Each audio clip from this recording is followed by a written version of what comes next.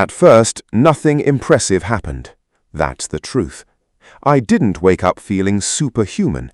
I didn't suddenly become confident overnight. Mostly, I just noticed how addicted my mind was to stimulation.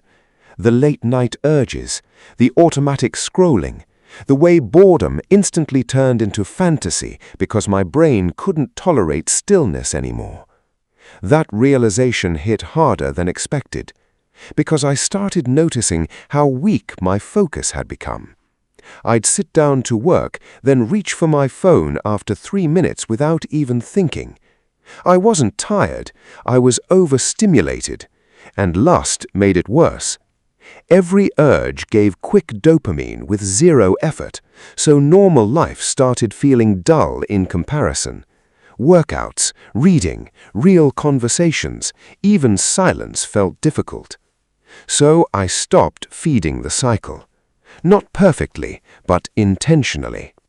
I stopped laying in bed with my phone at night, started going to the gym consistently instead of only when motivated, started sitting with uncomfortable thoughts instead of escaping them immediately. And slowly, my energy changed. Not crazy energy, clean energy. I started waking up with less brain fog. My attention span got stronger. Work felt easier to stay focused on. Even my face looked less exhausted all the time. But honestly, the biggest change was discipline, because every time I resisted an urge privately, my self-respect grew a little. For the first time in years, my mind started trusting me again.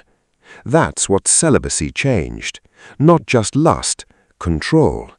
The ability to feel an urge and still choose who I want to become instead of reacting automatically. No noise, only discipline.